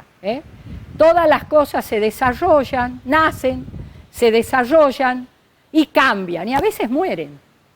Y esa es una de las... Bueno, Pillon analiza esto como una parte fundamental del desarrollo de la conducta. Si ustedes ya han visto en alguno de los años la teoría de la conducta, bien, entonces ¿hay o no un momento depresivo en ese desarrollo? ¿Y por qué? Porque hay una pérdida, inclusive en el nacimiento está la primera gran pérdida. Por eso Pillon habla de una protodepresión, ¿verdad? De esa primera depresión donde uno pierde ese lugar tan confortable y total en el que estaba, pero si no lo perdiera no naceríamos, ¿no? Pero lo vivimos como sería la gran primera pérdida que uno tiene. O sea que si uno no pierde algo no puede ganar nada tampoco, ¿no? Ese que hay un representante de esta situación que sería aquel tan avaro que no quiere largar nada y se va llenando de cosas y el peso de las cosas lo aplasta y lo mata, ¿no? Entonces hay que aprender a desprenderse de algunas cosas para tener otras. Muy bien. Aspecto principal y aspecto secundario de la contradicción. Ya lo veníamos viendo. Siempre hay un aspecto que predomina sobre el otro en estos dos polos. En el grupo decíamos, al inicio del grupo predomina, ¿qué aspecto? Pero cuando hablábamos en términos de integración y ¿qué? Y fragmentación. Integración, también predomina el sujeto, también predomina el mundo interno. Pero si el grupo se va integrando, tendría que pasar a predominar el grupo. O sea que acá estamos al comienzo del proceso. Pero es importante saber, cuando uno analiza las contradicciones, qué aspecto predomina. Porque si siempre están aspectos buenos y malos, está lo viejo y lo nuevo, está la resistencia al cambio y lo que tiende al cambio, uno tiene que preguntarse, no solo saber que están estas dos cosas, sino cuál predomina. Y saber también qué haría la salud, que predomine cuál de los aspectos. Porque entonces uno interviene para ayudar a fortalecer ese aspecto. Pero el que lo tiene que poder fortalecer es el grupo, no nosotros. Nosotros somos quienes colaboramos, ayudamos. Ana habla del coordinador como un copensor, pensamos con el grupo. Pero nosotros nunca hemos aceptado que el coordinador es el líder, por ejemplo, ni el que dirige el proceso, no. El psicólogo social tampoco. Nosotros modestamente vamos a tratar de intervenir para ayudar a fortalecer aquellos aspectos que están en el grupo, que están en la institución, pero que si hay un conflicto es porque están subordinados, porque predomina otro aspecto en el grupo, ¿verdad? Entonces, si nos llaman porque se viven peleando en una institución, no es que no haya elementos que tiendan a la unidad, porque si no hubiera no podríamos hacer nada, diríamos de entrada, bueno, yo acá no me meto, Yo me puedo meter porque sé siempre que si está uno, está el otro.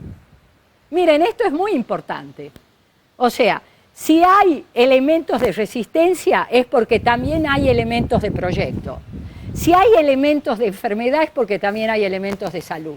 No existe uno sin el otro. Esto me olvidé de decirles, pero es un aspecto fundamental de la unidad de los contrarios. No solo están unidos y son opuestos, sino que no existe uno sin el otro. Bueno, entonces acá dice, de los dos polos aspectos de la contradicción siempre hay uno que es principal.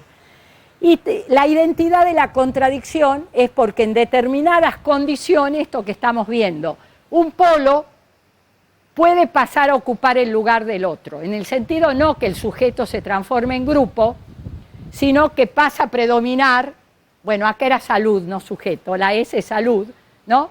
Por ejemplo, pasa a predominar la enfermedad. Entonces, lo que era sano, pero había un elemento de enfermedad secundario, subordinado a la salud, cuando de pronto nos enfermamos, pasa a predominar la enfermedad. Esto es lo que se conoce como la identidad de la contradicción, que quiere decir que los opuestos están unidos y que uno puede pasar a ocupar el lugar del otro. Y por eso es que el cambio tiene que ver con el cambio interno, porque lo externo va a jugar sobre eso, pero no, vos por muy, digamos así, por muchas cosas que le demos a alguien que no tiene condiciones para reponerse, no se va a reponer, ¿no? Y por mucho daño que se le quiera hacer a alguien, si tiene salud, si tiene voluntad, si se apoya en los otros, si sabe resolver las contradicciones y demás, va a lograr superar la situación. Lo que no quiere decir que uno pueda conseguir lo que quiera, pero quiere decir que uno puede luchar en esa dirección y que en eso somos cada uno, como sería, tenemos esa libertad como sujetos, ¿no? Entonces tenemos la posibilidad, aún en las peores circunstancias, de elegir qué hacemos. Y bueno, y de acuerdo a lo que elijamos hacer, también va a ser lo que suceda. Hay mucha gente, como hay una canción de Atahualpa que dice, algunos hombres se mueren para volver a vivir. Y el que tenga alguna duda, que se lo pregunte al Che, ¿no? Pero hay muchos Che, que han dado la vida por una causa, ¿no? Desde los próceres que tenemos de la independencia, o de gente como el sargento Cabral, por ejemplo, que da su vida, y si no hubiera dado la vida no hubiera sobrevivido San Martín, ¿no? Y son elecciones reales esas, ¿no? También hay gente que por salvar la vida se hunde para siempre, ¿no? Bueno, son temas importantes esto, porque nosotros trabajamos en esta cuestión, o sea, trabajamos en procesos reales, en vínculos, en cosas afectivas, ¿no? Y tenemos entonces que poder comprender esta relación tan compleja que hay entre las condiciones objetivas y las conductas de los sujetos, ¿no? Y la conducta es una resultante, pero está condicionada, pero no determinada mecánicamente. Bueno, contradicción. ¿Ustedes quieren comentar algo de esto? ¿Ustedes? ¿Ah? Una duda, dale. Siempre piensen que acá también aparece lo del portavoz. La duda que tiene uno puede ser la que tienen muchos.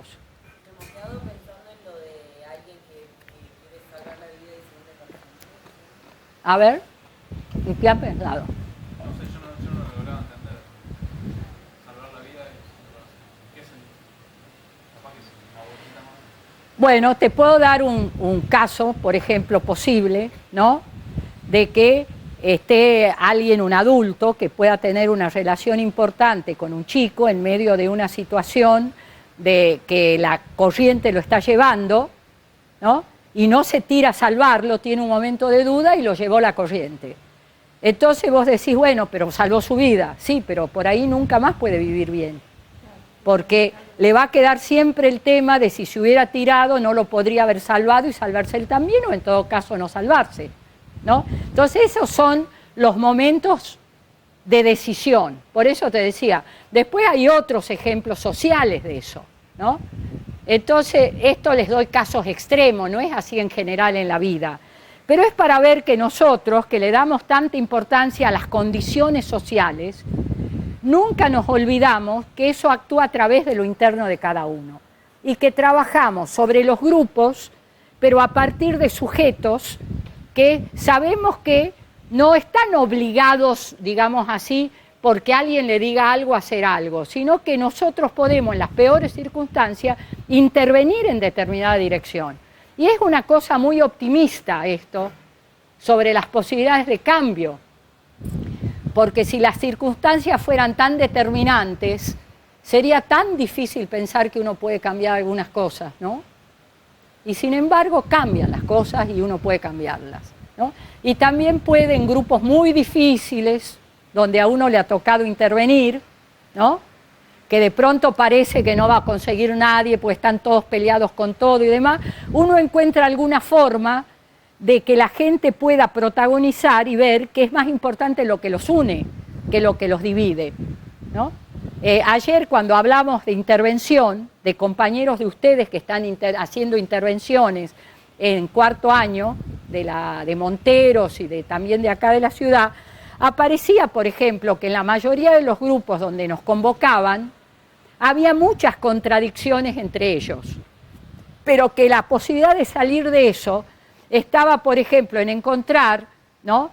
En un grupo, daban el caso de los talleres de Tafí Viejo, que estaban divididos porque uno venía del menemismo, el otro había entrado ahora, bueno, distintas cosas, ¿no? Y además se actúa desde afuera para profundizar esa división, ¿no? Y que al poner en común qué era lo que tenían en común y que todos querían que de alguna vez por todas en los talleres vuelvan a funcionar, que no despidan a la gente que están por despedir y demás, el grupo se había logrado unir y ahora estaba ese día, nos dijeron que estaba haciendo una asamblea, ¿no? Entonces eso que había sido una intervención, digamos, pequeña, pero gran intervención la de los compañeros, ¿no? Que pudieron ir y ayudar a que ese grupo descubra que era más importante lo que los unía, ¿no? Y eso era porque esos elementos de unidad existían en el grupo.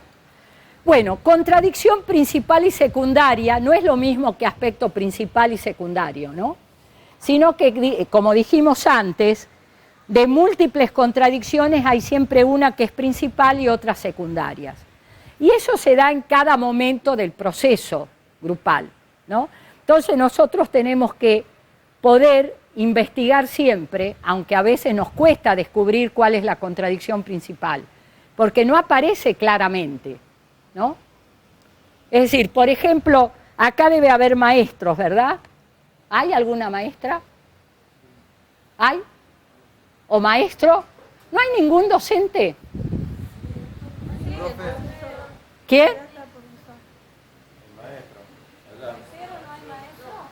Maestro. Ah. Bueno, pero todos somos alumnos, ¿no? Bueno, hay muchos alumnos. Bueno, muchas veces es muy importante poder saber, por ejemplo, cuando un chico tiene problemas en la escuela, cuál es la contradicción principal que le está generando ese problema. Porque no siempre aparece lo que es lo más manifiesto como principal, a veces no es lo principal. Por ejemplo, nosotros hemos supervisado el caso de un chico que no atendía en la clase. Y entonces entraban, bueno, que la familia, que qué pasará, que los otros chicos. Y de pronto alguien que estaba en el grupo, en el equipo psicopedagógico, dijo, decime, ¿ve bien ese chico? Ah, no sé. ¿Y por qué no? Y bueno, se descubrió que el chico era muy corto de vista, ¿no? Y que entonces no atendía porque era corto de vista. Por lo tanto, la contradicción principal que tenía es que no podía ver lo que se ponía. Por eso no atendía, por eso se distraía, por eso no copiaba. Fíjense cómo hay que ver la realidad objetiva. Y no está, uno hace hipótesis, pero después tiene que ir a la práctica, investigar. Bueno, entonces, también así esto quiere decir que de pronto puede haber mucho tiempo hasta que descubramos cuál es la contradicción principal, porque por ahí no se le había ocurrido a nadie. También hay casos de sordera, ¿no? Que chicos que no escuchan bien, ¿no? Y no saben, los padres no se han dado cuenta. Bueno, etapas del desarrollo de la contradicción. ¿Se acuerdan que decíamos que al comienzo del proceso grupal, por ejemplo, predominan las contradicciones que tienen que ver con que todavía hay más desintegración que integración? Entonces, es importante saber en qué etapa del desarrollo estamos, para saber qué diagnóstico hacemos, ¿no? Porque si a esta altura del año, por ejemplo, ya estamos en 14 de noviembre hoy, bien, todavía predomina la desintegración, los sujetos sobre el grupo, el mundo interno sobre el mundo, el grupo interno sobre el grupo real, etcétera. Bueno, es grave, sería, ¿no? Va a supervisar, por suerte creo que no es el caso de ninguno de los grupos que están acá, ¿eh? Pero eso es lo más probable que pasara a comienzo de año, ¿no? Por lo tanto, si a nosotros nos vienen a contar que hay un problema, para ver la magnitud del problema, tenemos que analizar en qué momento del desarrollo de ese proceso estamos, ¿no? Por ejemplo, hoy me contaban que un chico que es zurdo, en primer año escribe en espejo, ¿no? No sé si saben, escribe al... Bien, yo le dije, mirá, es normal si es zurdo, lee bien, sí, bueno, no te aflijas. Ahora, si sigue escribiendo en espejo en segundo año, grado, ¿no? Bueno, ya hay que ver si pueden tener algún problema, pero es muy normal que el chico zurdo, que pobre, está muy poco atendido el problema de la surdera, de la surdera se dice, surdez, no solo, o sea que es un problema. Ustedes se han puesto, ¿hay algún zurdo acá? Yo tengo mi hija zurda. Bien. Nunca tuvo problema. ¿No ha tenido problema? Con la izquierda. Bien, muy bien. A mi hijo le dificultó el manejo del vehículo. Claro. Bueno, fíjense que hasta para cortar con la tijera es un problema. Recién hace poco aparecen tijeras para zurdos. La guitarra. En la escritura digo yo, pues. Claro. Sí, porque el problema con el banco, que está para la... ¿Ves? Los bancos están para la derecha, ¿no? El picaporte está para los diestros. ¿M? Bueno, en una época le ataban la mano al chico.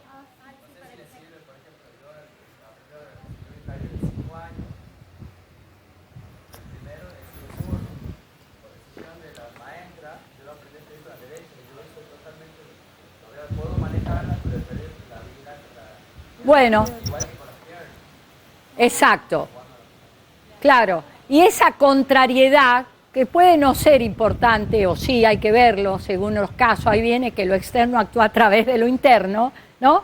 Pero entonces hay que ver en qué momento, cuando nos traen un problema, tenemos que poder entender en qué etapa del desarrollo está ese problema. ¿Se entiende esto? Porque no es lo mismo y hacia el diagnóstico. Bueno, acá dice, por ejemplo, no es lo mismo el conflicto de ambivalencia en cada momento del desarrollo de un vínculo. Si yo recién conozco a alguien, digo, y no sé, hay cosas que me gustan y cosas que no me gustan. Es normal. Si a los 4 años sigo así, mal pronóstico. Bueno, ¿qué? Sí, se ve que hay mucha ambivalencia. Bueno, tal vez uno tiene que aguantar la ambivalencia. No, en general uno tiene que decidir qué es el aspecto principal. Ahí termina la ambivalencia. Vuelve permanentemente, vuelve, pero uno la decisión la tiene que tomar preguntándose verdaderamente cuál es el aspecto principal. Porque si no, efectivamente interfiere mucho en el vínculo. Igual permanentemente cuando aparece el otro aspecto, aunque sea secundario, embroma mucho, ¿no? Bueno, muy bien. Antagonismo de la contradicción. El antagonismo de la contradicción, lo primero que hay que registrar es lo siguiente. No toda contradicción es antagónica. Mejor aún, la mayoría de las contradicciones no son antagónicas. El antagonismo tiene que ver cuando el grado de oposición de los opuestos es de tal tipo que no pueden seguir en la unidad de esa contradicción. A ver, para entender. Supongamos, hacemos una pareja en medio de la ambivalencia. Hay cosas medio violentas que no nos gusta, pero decimos, bueno, ya se le va a pasar, ¿no? Bien, entonces ahí estaríamos en la unidad y lucha de contrarios. Está bien, es medio violento, pero tiene tantas virtudes y me entiende tanto en algunas cosas y después se pone tan bueno, ¿no? Y seguimos, hasta que en un momento se instala la situación de violencia en la pareja, ¿no? Y estamos en presencia de un golpeador, que ya no es, que a ver, es un golpeador. Ahí se genera una contradicción antagónica en la pareja. ¿Esto qué quiere decir? Que no pueden seguir unidos, sin peligro de que si no desaparece el elemento antagónico explícito, que sería el golpeador, tarde o temprano va a desaparecer el otro elemento. ¿Se entiende? Porque ya hay suficiente experiencia para saber que aunque no se llegara al femicidio, aunque muchas veces se llega, o sea, que desaparece violentamente el otro aspecto de la contradicción, ¿no? O sea, la víctima, ¿no? Se dan situaciones de tal tipo que es como de prácticamente liquidación real de la víctima, ¿no? Entonces, ese antagonismo implica que la forma de resolver esa contradicción es violenta. O sea, que el antagonismo de una contradicción, cuando determinamos que es antagónica, no hay posibilidad de resolver por métodos como se resuelven las otras contradicciones. O sea, tratando que el aspecto negativo, positivo supere al negativo, a través de la discusión y la persuasión, a través de los compromisos, no. Porque ya hemos comprobado verdaderamente, ¿no?, que la contradicción se volvió antagónica o que es antagónica, ¿no? Entonces, cuando se establece el antagonismo de una contradicción, también eso implica el método de resolución de la contradicción. Yo doy este caso, que es uno de los casos ya socialmente bastante trabajados, pero muchas veces ha aparecido en los grupos, por ejemplo, en todo este proceso, más hace unos años que ahora, pero ahora ha vuelto a aparecer, que de pronto aparece en un grupo alguien que por alguna razón el grupo se entera que ha sido parte de un grupo de tarea, o sea, un represor, torturador que está en el grupo. Y en los grupos siempre hay, en la Argentina, por desgracia habría que decir, alguien vinculado directa o indirectamente como víctima de esa represión, ¿no? Pero aunque no hubiera, uno desde la idea de que somos promotores de salud, se imaginan lo que sería pensar que está formando a alguien que va a observar grupos, que va a tener que ganarse la confianza en los grupos, o sea que esto del vínculo habilitante y demás, y que es un tipo que ha tenido semejante situación y que a la vez no tiene ninguna visos de superar esa situación. Por lo tanto, cuando se ha dado esa situación grupal, ahí vendría el antagonismo, es ese sujeto o el grupo. Que el grupo pueda seguir existiendo depende de que ese sujeto no siga en el grupo. ¿Se entiende esto del antagonismo? ¿Hay alguna duda? Bueno, la suerte es que, como les decía, todas las contradicciones entre nosotros no son antagónicas. Las contradicciones antagónicas es cuando alguien, digamos, como dijimos antes, se transforma objetivamente en un peligro real en el vínculo o en el grupo. No, la estereotipa no es un antagonismo. Si no, todas serían antagónicas, porque estereotipo aparece a cada rato. El estereotipo no solo se puede trabajar, la tarea fundamental de la psicología social nos enseña a trabajar para que el estereotipo se transforme de nuevo en una conducta dialéctica, ¿no? Para Pillon eso es el proceso de curarse, ¿no? Aprender a aprender de nuevo. Cuando ustedes vean, no sé si ya han visto matrices de aprendizaje, ¿ya han visto? Bueno, ahí vieron que las matrices no es una cosa de acero, cambian. Y los estereotipos, por estereotipo que sea, cambian. Inclusive la máxima estereotipia que podría darse en la psicosis, Pillon plantea que se puede curar. ¿Por qué? Porque siempre no existe uno sin el otro. Hay estereotipa, pero hay dialéctica. Hay salud y hay enfermedad juntos. Entonces no es para nada antagónica la estereotipia. Bueno, se resuelve violentamente, hay contradicciones antagónicas por su naturaleza y otras que pueden cambiar de carácter en su desarrollo. Esta segunda es lo que decíamos del vínculo en la pareja, ¿no?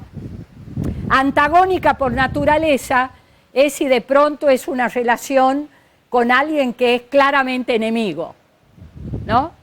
Entonces, bueno, en ese caso, ya, aunque vos no lo sepas, cuando lo llegás a saber, te das cuenta que siempre era antagónica, aunque vos no lo supieras. Las relaciones de clases sociales son antagónicas, pero ahí también hay etapa del desarrollo de la contradicción.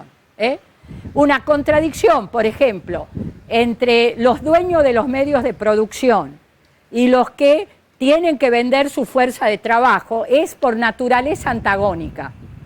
Pero ese antagonismo no quiere decir que en este momento o en determinado momento de la contradicción ya tenga que resolverse violentamente, que pueda resolverse, sino que se tienen que dar una cantidad de elementos objetivos para que pueda ese antagonismo, ¿no?, resolverse del único modo que se puede resolver, ¿no?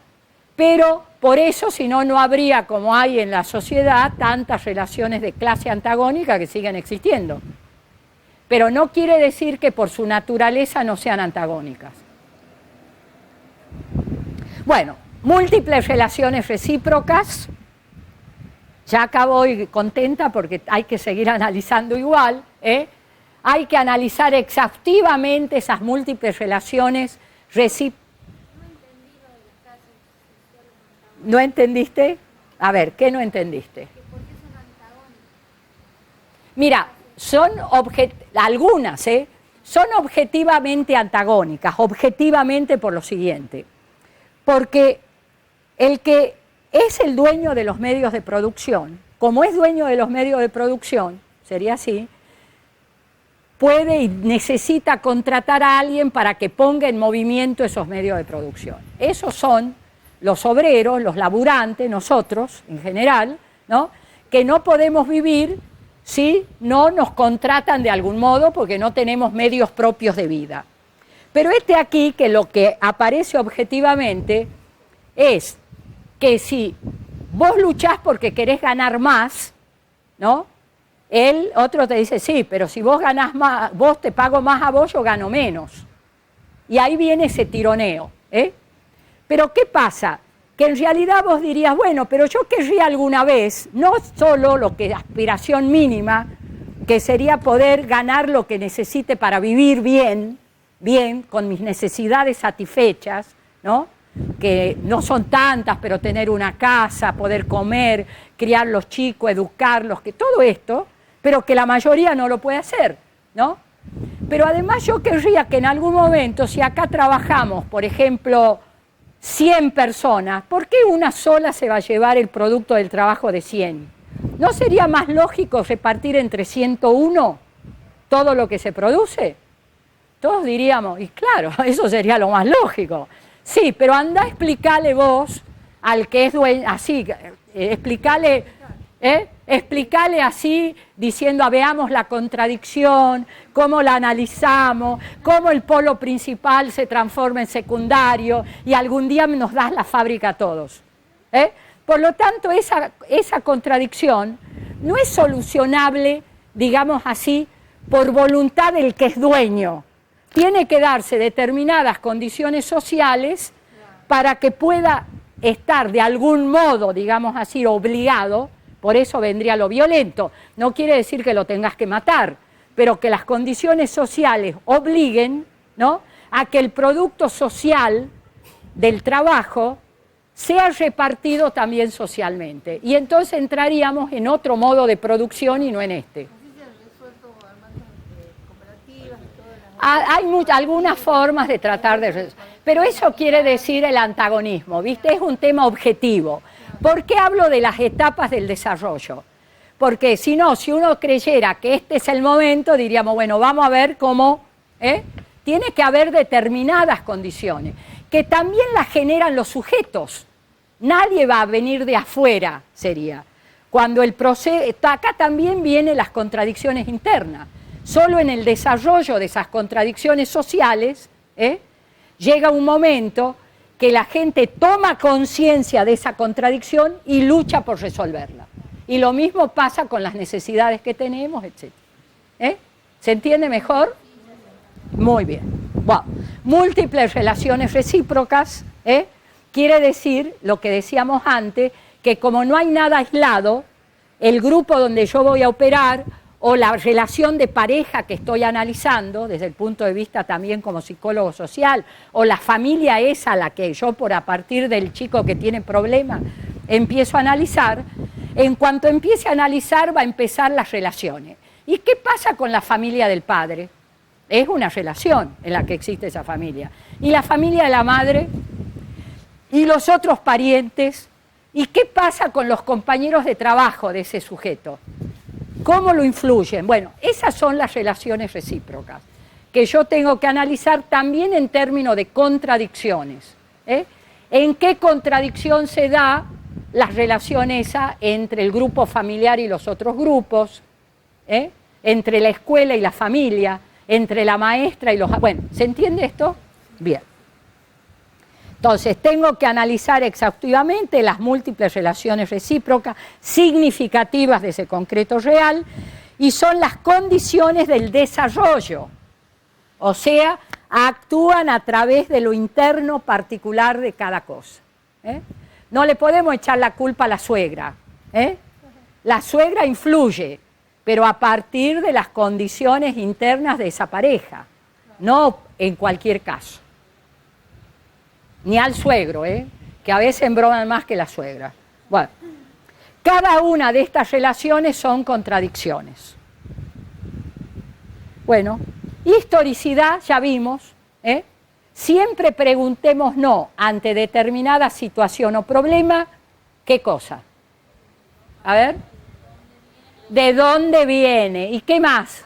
¿A dónde va? Porque nosotros tenemos que intervenir en el presente, pero ese presente tiene un pasado y va a tener un desarrollo, y nosotros queremos incidir desde el punto de vista de la salud en el desarrollo posible de eso. Ahí está, de dónde viene, a dónde va, no solo del concreto real, sino de cada uno de sus aspectos. O sea, si estamos de nuevo en una familia, no solo qué pasa con el conflicto de esta familia, qué historia tiene, sino qué historia tiene ese padre familiar que actúa de determinada manera, qué historia tiene esa madre, qué historia hay en ese vínculo familiar, qué pasó, en qué momento, cómo viene, y a dónde puede ir esto, o sea, qué puedo prever. Acá viene el tema del diagnóstico y el pronóstico y cómo actúo. Bueno, y acá la intervención, que es lo más lindo de todo esto, pero cuando podamos avanzar en el análisis y demás, ya algunos el año que viene van a comenzar a ver intervención. Y a otros que ya han tenido ahora, como quien diría, un anticipo a los de primero, el año que viene van a poder ver dialéctica y van a decir, yo esto ya lo sé. Y el año siguiente van a ver intervención. Bueno, acá terminaríamos. Bueno, muchas gracias. No, perdón. Disculpen, acá hay una compañera que quiere tener en el PEN el... Bien, no, la escuela, yo ya expliqué dos cosas, pero les vuelvo a decir a todos. Sobre el tema de dialéctica, hay una apunte, una clase que di en otro lugar, que la pueden pedirla, copiarla. Y sobre este Power, igual que el anterior, la escuela lo va a subir a su página, yo le voy a dejar esto como los de ayer, lo van a tener en la página y lo pueden bajar todos ustedes. ¿Mm? Ah, ¿es Face? Pero se puede bajar del Face. Ah. No, disculpa, pero... Además para algunos o muchos de ustedes, la escuela es un esfuerzo de filmar. Está filmado todo lo que hemos hecho hoy, lo que hemos hecho ayer para el tercer y cuarto, y se van a sacar las copias que ustedes encarguen, para que los que quieran tenerla, para verla, para pasarla a su casa, para compartirla con los familiares, puede ser también con la suegra, a veces tenemos buena... Y con el suegro. Pero les digo esto para que también vean que hacemos este esfuerzo. No he podido estar temprano, les quería compartir, me imagino que ya los compañeros me dijeron que una de las principales alegrías que tenemos en estos 2 días es que hemos podido convocar y encontrarnos los de las 2 sedes, Monteros y Tucumán, en una actividad que ha sido planificada especialmente para esto, a esta altura del año. Como decíamos ayer, no se puede hablar de dialéctica al inicio del año, ni en primero, ni en segundo, y en tercero y cuarto también se da al final de un proceso para ordenar, mejorar, comprender los distintos momentos del aprendizaje que tienen en la institución y además para aprendizajes personales de cada uno de ustedes. Por eso la alegría de tenerlos juntos a Monteros y Tucumán es muy linda, y ojalá que podamos también tener para el próximo año o para fin de año nomás otro momento de encuentro. Podemos aplaudir por el encuentro. Es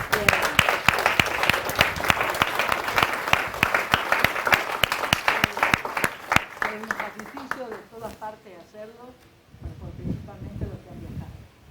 La otra cosa que quería decirles es que en verdad el esfuerzo de traer a la compañera a esta altura del año que anda volando por otros lados, hacer la filmación, grabar el audio, es justamente porque entendemos que muchos de ustedes necesitan reforzar el estudio.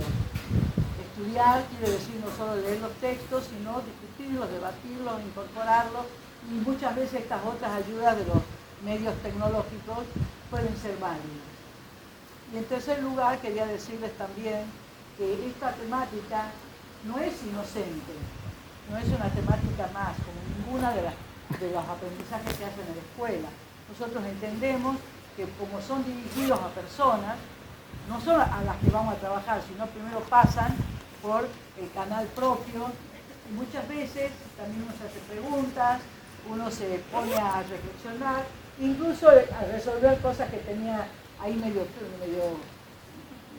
flojas, se resuelven con esto, ¿no? Entonces, yo les decía eso porque para que estén tranquilos, que si esta noche sueñan con la profesora o con la pantalla, no es que están mal, sino que van bien. Y ojalá que ustedes también, la otra cosa que quería decirles, es de ustedes los que estudian, los que se forman y los que luego siguen trabajando con la psicología social, que esta disciplina y este modelo de trabajo, como es la formación en 4 años, va a seguir. La institución existe en la medida que están ustedes convencidos de que quieren seguir estudiando. Por eso a los compañeros de primero les decimos, han llegado a noviembre, bueno, ya están, ya pueden volver el año que viene tranquilos. Han incorporado eso que se llama el encuadre. Y a los de segundo, que ya están entre primero y segundo, a esta altura del año, nosotros decimos, han concluido la incorporación de los conceptos principales de la psicología social, de esto que denominamos el DT. Este ciclo básico se cumple con estos conceptos. Y entonces están preparados para abordar el ciclo superior de especialización, que incluye todos los conceptos anteriores, ya no los enseñamos, sino que los trabajamos, los operamos para los próximos aprendizajes. Por eso es muy satisfactorio personalmente para mí, pero para todos los compañeros que trabajamos en las sedes, que ustedes estén haciendo esta actividad y llevándonos, o sea, llevando a la psicología social a sus lugares. La última es que para los de Tucumán les contamos ahora porque los compañeros de Montero están ayudando enormemente para esta última actividad que hacemos dentro de los 25 años de la creación de esta escuela, que es la presentación del libro Los Tucumanazos en la ciudad de Simoca. Y esta vez lo hacemos a pedido de pobladores, de personas que vinieron a Monteros a la presentación, y la hacemos el 21, jueves, en Simoca. Pueden ir el jueves, se queda hasta el sábado, disfrutan de la feria y vuelven el domingo. Pero si quieren ir a Simoca es muy lindo, es una ciudad muy acogedora. Acá tenemos 2 compañeras que son de Simoca y que van a estudiar a Monteros y hoy están acá. Las queremos conocer. Mira cómo se llaman. Ruth. ¿Y quién más? Cruz. Ah. Y Valeria. Ah, tenemos una más. Bueno, dos más, qué bueno. Qué lindo. En Simoca hay mucha actividad de grupos, de músicos, de artistas, de teatro. Así que en la presentación del libro va a cerrar un grupo de artistas de Simoca. Lo hacemos por la municipalidad en la Casa de la Cultura. Y ha llegado Ana Quiroga. Acaba de llegar la profe. Bueno, qué lindo. Salud. Venga que la veamos a la luz de las velas, porque acá mucha luz no hay. Acaba de bajar del avión.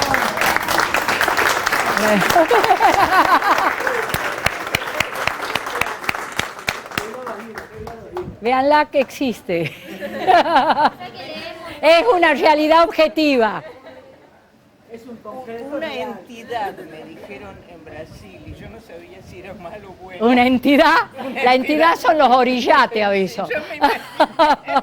¿Cómo te va, Rosita? ¿Qué tal? ¿Cómo estás? Muy bien, muy bien. ¿Cómo Suerte que estás? ha llegado bien. Sí, muy bien.